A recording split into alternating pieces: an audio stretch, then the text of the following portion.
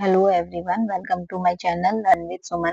तो फ्रेंड, आज हम लोग अपने कुछ महत्वपूर्ण क्वेश्चंस की श्रृंखला लेकर आए हैं। तो ये वाले क्वेश्चंस हम 3 टॉपिक में से करेंगे जो हमारे रहेंगे आज के, यार्न, लूम और वीविंग। तो ये टॉपिक मैंने अपनी क्लास में भी किया हुआ है, इसके वीडियोस बनाए हुए हैं, तो आप देखिएगा। और जो चीजें रह जाती हैं, छोटे छोटे पॉइंट, तो वो इन क्वेश्चंस में कवर हो जाएंगे। आई होप आपको ये क्लास पसंद आए और इस क्लास को पूरी देखिएगा। आपके टीजीटी और पीजीटी वाले पेपर में ये बहुत इंपॉर्टेंट रहने वाली है। तो चलिए, सबसे पहला क्वेश्चन हम करते हैं कि यार्न किससे बनाया जाता है। तो सबसे पहला क्वेश्चन है हमारा यार्न। तो हमारा यार्न किससे बनाया जाता है, ये एक सिंपल क्वेश्चन है। तो हमें पता है कि यार्न हमारा रेशे से बनाया जाता है, ठीक है। सेकंड क्वेश्चन है हमारा, निम्न में से कौन सा सरल यार्न है। अब ये टाइप ऑफ यार्न में से क्वेश्चन है, तो सरल सरल यार्न के बारे में पूछ रहे हैं कौन सा है। तो जो सिंगल यार्न होता है वो हमारा सरल यार्न होता है। जब हमने यार्न के बारे में पढ़ा था, तो यार्न जो था हमारा 2 टाइप में था।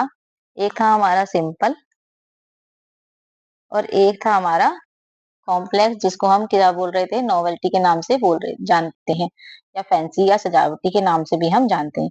सिंपल में हमारे 4 आ रहे थे वैसे। सिंगल आ रहा था, ठीक है। एक आ रहा था हमारा डबल, जिसको हम प्लाई के नाम से भी जानते हैं। एक आ रहा था हमारा मल्टीपल, और एक आ रहा था हमारा केबल, या फिर हम जिसको हम कॉर्ड भी कहते हैं, यानी कि एक हमारी रस्सी जो होती है, ठीक है। तो ये हमारे सिंपल यार्न में आते हैं। और कॉम्प्लेक्स में तो बहुत सारे आते हैं, जैसे कि स्लब यार्न हो गया, फ्लेक यार्न हो गया, रेटिनी हो गया, स्पाइरल हो गया। इसके अलावा और भी कई सारे यार्न होते हैं जो हमारे इसमें कॉम्प्लेक्स में आते हैं। कॉम्प्लेक्स में एक पॉइंट ये भी होता है कि कॉम्प्लेक्स का धागा जब यार्न हम बनाते हैं, तो हमारे इसमें हम बनाने के लिए 3 धागों का इस्तेमाल करते हैं। जिसमें से क्या होता है, एक हमारा होता है कौन सा, बेस, जिसके जो हमारा बेस रहेगा। एक एक जिससे कि हम डिजाइन डालते हैं, यानी कि सजावटी धागा। और एक जो हमारा बॉन्ड के लिए, जिससे हम उसको बांधते हैं, ठीक है। तो इसमें 3 धागों का प्रयोग होता है, ठीक है। एक निश्चित दूरी पर धागों के परिवर्तन किया जाता है व्यवस्थीकरण में, मतलब अलग अलग तरीके के होंगे इसमें ये धागे, और अलग अलग तरीके की डिजाइन बनेगी किसमें, सजावटी यार्न में, ठीक है। आई होप आपको ये क्लियर हुआ होगा। और सेकंड क्वेश्चन हो गया हमारा। इसके बाद हम चलते हैं थर्ड पे। तो एस ट्विस्ट में धागे का मोड़ किस दिशा में होता है। जब हमने ट्विस्ट के बारे में बात की थी, तो जो ट्विस्ट थे वो हमारे 2 थे, एक था एस और एक था जेड, ठीक है। तो जेड ट्विस्ट जो होता है वो हमारा क्लॉकवाइज डायरेक्शन में होता है, ठीक है, इस तरह से होता है। और जो हमारा एस ट्विस्ट होता है वो काउंटर क्लॉकवाइज डायरेक्शन में होता है, यानी कि इस तरीके से एंटी क्लॉकवाइज डायरेक्शन में होता है। तो हमारा जो हमारा ट्विस्ट होता है, एस ट्विस्ट, वो कौन सी दिशा में होता है,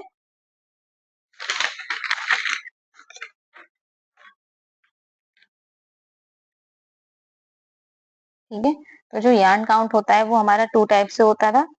कौन कौन से होते थे वो भी, वो होता था एक हमारा डायरेक्ट मेथड और एक होता था हमारा इनडायरेक्ट मेथड, ठीक है। तो जो डायरेक्ट मेथड होता था, जिसको हम क्या कहते हैं, फिक्स लेंथ,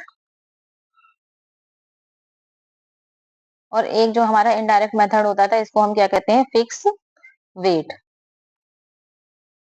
ठीक है। यानी कि इसमें हमारी क्या होता है, डायरेक्ट में लेंथ को फिक्स करके वेट बढ़ाया जाता है, और इसमें हमारा इनडायरेक्ट में वेट को फिक्स करके लेंथ को बढ़ाया जाता है, ठीक है। तो ये हमारे 2 होते थे। अब इसमें डायरेक्ट में क्या होता था, एक कौन सा आता था, एक तो डेनियर आता था और एक टेक्स आता था। और इनडायरेक्ट में हमारा कौन सा आता था, इंग्लिश काउंट, जिसको हम नंबर काउंट के नाम से भी जानते हैं, है ना। और एक आता था हमारा नंबर फ्रेंच, और नंबर नंबर टन भी आता था, नंबर मैट्रिक भी आता है, ठीक है। और ब्रेस्टेड काउंट भी हमारा इनडायरेक्ट मेथड में ही आता है। टैक्स प्रणाली में क्या मापा जाता है, यानी कि 5th से 6th क्वेश्चन पे आ गए अब हम। तो ये पूछ रहा है कि टैक्स प्रणाली में क्या नापा जाता है, लंबाई, वजन, मोटाई, क्या नापा जाता है टैक्स प्रणाली में। तो जो वेट होता है वो मापा जाता है। क्यों, क्योंकि हम इसमें टैक्स प्रणाली किस में आती है, हमारी डायरेक्ट मेथड में आती है, और उसमें हम क्या करते हैं, लेंथ को फिक्स करके वेट में बढ़ाया जाता है, ठीक है। 7th क्वेश्चन में डेनियर किसका माप होता है। तो जो डेनियर होता है वो किसका माप होता है, कपड़े की चौड़ाई, फिलामेंट यार्न की मोटाई, धागे की लंबाई या बुनाई की घनता। तो जो डेनियर होता है वो हमारा फिलामेंट यार्न की मोटाई के ऊपर निर्भर करता है। कौन सा, इसका आंसर हो जाएगा हमारा फिलामेंट यार्न की मोटाई। डेनियर हमारा किस में आता है, डायरेक्ट प्रणाली में ही आता है, ठीक है। तो हम इसमें क्या होता है हमारा, हम इसमें वेट बढ़ाते जाते हैं, यानी कि उसका वजन बढ़ाते हैं, तो यार्न हमारा मोटा होता जाता है, ठीक है। लंबाई को हम इसकी लेंथ जो होती है उसको हम फिक्स करते हैं। 7 क्वेश्चन हो गया। इसके बाद हमारा आता है 8 क्वेश्चन। कॉम यार्न की विशेषता क्या है। तो जो कॉम यार्न होता है, जो उसका क्या होता है हमारा, खुरदरा, कमजोर, चिकना और मजबूत या फिर भारी। तो हमारा कॉम यार्न होता है हमारा चिकना और मजबूत, ठीक है। कॉम यानी कि हम जब काट रहे होते हैं किसी, हमने देखा है कार्डिंग कॉम्बिंग, तो हम काटते हैं उसको समांतर करते हैं ना, तो वो चिकना और मजबूत होता जाता है, ठीक है। 9th हो गया हमारा, स्लव यार्न में पाया जाता है। स्लव यार्न यानी कि उसमें क्या पाया जाता है, समान मोटाई, गांठें, मोटे पतले भाग या फिर चमक। तो जो हमारा स्लव यार्न होता है इसमें मोटे पतले भाग पाए जाते हैं। और ये कैसा होता है, ये हमारा कहीं पे इसमें हम ऐंठन देते हैं और कहीं पर में से खाली छोड़ देते हैं, इस तरीके से ये हमारा स्लव यार्न होता है, ठीक है। यानी कि इसमें बटाई जो होती है वो कम दी जाती है। 10वां क्वेश्चन, दो या अधिक धागों को मिलाकर बनाया जाता है। हमें पता है एक धागे से हमारा सिंगल बन रहा था, अब इसमें बोल रहा है दो या अधिक धागों से बनाकर, तो हम इसमें क्या बनाएंगे, मल्टी फोल्ड यार्न बनाएंगे, ठीक है। 11वां, टेक्सचर्ड यार्न मुख्यतः होता है। टेक्सचर्ड यार्न कैसा होता है, प्राकृतिक, कृत्रिम, धात्विक या फिर सूती। तो जो हमारा टेक्सचर्ड यार्न होता है वो हमारा कृत्रिम होता है, जिसको हम अपने अकॉर्डिंग देख सकते हैं उसका टेक्सचर कैसा है। 12th यार्न, यार्न की समानता आवश्यक है क्योंकि वजन बढ़ता है, रंग बदलता है, कपड़े की गुणवत्ता समान रहती है, चमक कम होती है।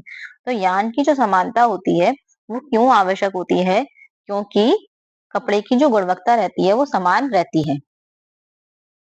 13 क्वेश्चन, जेड ट्विस्ट का आकार किस अक्षर के जैसा होता है। हमने अभी पहले ही पढ़ा था जेड और एस, तो जो जेड होगा वो हमारा जेड ट्विस्ट का आकार जेड जैसा ही होगा, ठीक है। फिर आता है हमारा 14 क्वेश्चन, कॉर्डेड यार्न प्राप्त होता है। जो कॉर्डेड होता है वो कैसे हमें प्राप्त होता है, तो जो कॉर्डेड होता है वो हमें कार्डिंग से प्राप्त होता है। बल्कि यार्न की विशेषता क्या होती है, बल्कि यार्न की विशेषता क्या होगी, तो जो हमारा बल्कि यार्न रहता है वो हमारा अधिक आयतन वाला रहता है, यानी कि ब्लैंकेट्स वगैरह देखे हैं वो हमारी जगह ज्यादा घेरते हैं, और हमारे जो अगर हम उसको दबाते हैं तो वो हमारा पतले हो जाते हैं, तो उसको हम फूला फूला होता है ना हमारा ब्लैंकेट, तो उसी तरीके से वो उसका एग्जाम्पल होता है कौन सा, बल्कि यार्न।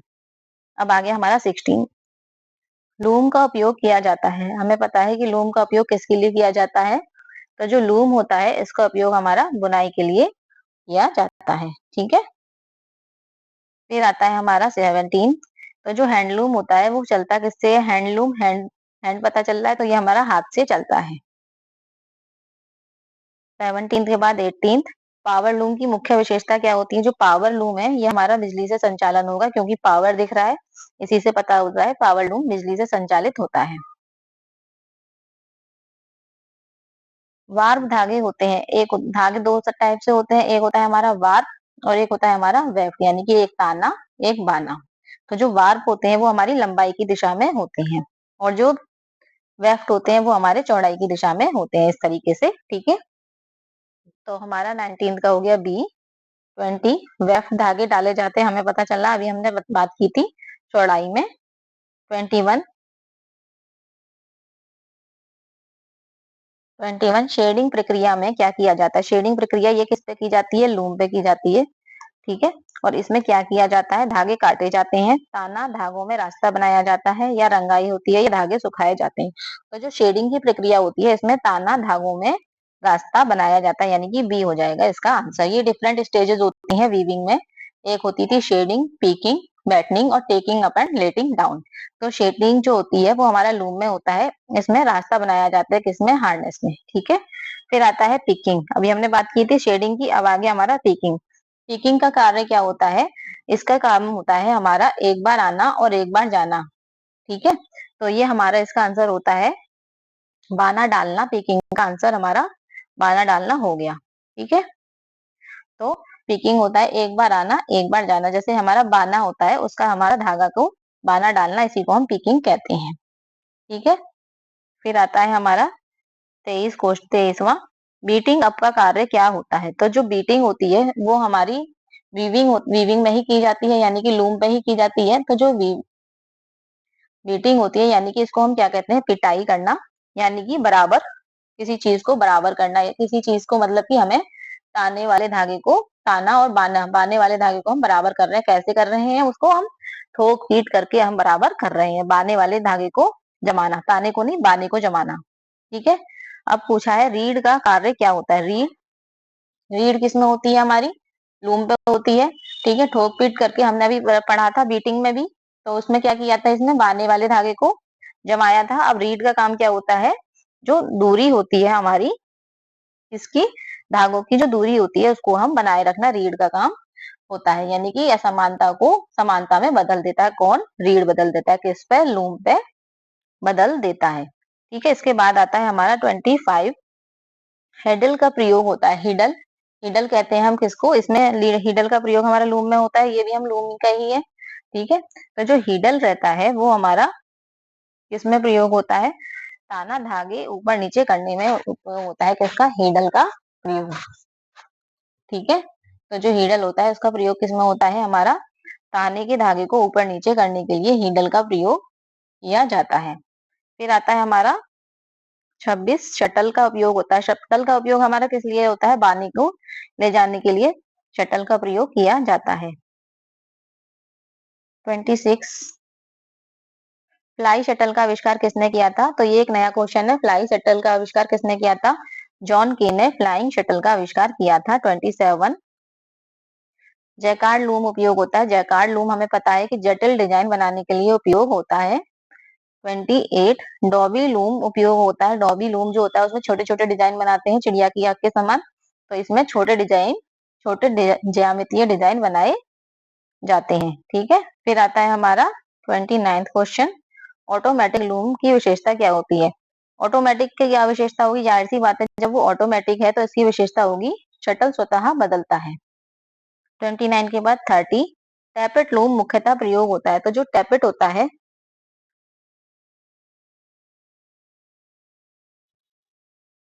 टैपेट लूम मुख्यतः प्रयोग होता है, तो जो टैपेट रहता है उसका प्रयोग हमारा मुख्यतः जैकार्ड डिजाइन के लिए रहता है। ठीक है। 30 का हमारा बी हो गया। 31, लूम का मुख्य काम क्या होता है, तो जो लूम होता है उसमें हम क्या करते हैं, 31 पे लूम का मुख्य काम होता है धागा बनाना। सॉरी ये गलत हो गया, लूम का मुख्य काम क्या होता है, लूम का मुख्य काम होता है हमारा कपड़ा बनाना। ठीक है। तो जो लूम रहेगा वो हमारा उसका काम रहेगा कपड़ा बनाना। फिर हमारा 32 पे आते हैं, आधुनिक लूम की विशेषता है। तो जो आधुनिक लूम होगा उसकी विशेषता क्या रहेगी हमारी, कम उत्पादन, धीमी गति, अधिक उत्पादन, यानी कि आधुनिक लूम की विशेषता हमारी अधिक उत्पादन की रहेगी। तो वीव का अर्थ क्या होता है, जो वीव होती है हमारे में उसका अर्थ क्या होता है, हमारा धागा काटना, ताना बाने का अंतर संबंध, रंगाई करना या फिर धागा सुखाना। तो जो वीव होती है हमें पता है कि वीव में हम क्या करते हैं, तो ताने बाने का अंतर संबंध, वीव में हम कपड़ा बना रहे होते हैं लूम के थ्रू, तो उसका होता है हमारा ताने बाने का अंतर संबंध। सबसे सरल बुनाई है, यानी कि 35 हमारा हो जाएगा। सबसे सरल कौन सी बुनाई होती है, प्लेन वीव, हमें पता है सबसे सरल हमारी बुनाई होती है। फिर आता है 36, प्लेन वीव की क्या विशेषता होती है, तिरछी रेखाएं, चमकदार सतह, सरल एवं मजबूत संरचना, जालीदार संरचना। तो जो प्लेन वीव रहती है वो हमारी सरल होती है और मजबूत होती है। ठीक है। जितनी सरल उतनी मजबूत। ठीक है। रिब वीव में बनती है, जो रिब वीव होती है उसमें क्या बनती है, हमारी धारियां बनती हैं। धारियां कैसी बनती हैं, रिब वीव में। ठीक है। इसमें क्या रहता है हमारा, इसमें हमारा क्या रहता है, एक ताना और एक बाना रहता है, लेकिन जो ताने का धागा होता है वो इस तरीके से मोटा होता है, तो इसमें हमें धारियां दिखाई देती हैं, और बाना हमारा ऐसे पतला पतला जाता जाता है, तो इसीलिए हमें इसमें धारियां दिखाई देती हैं।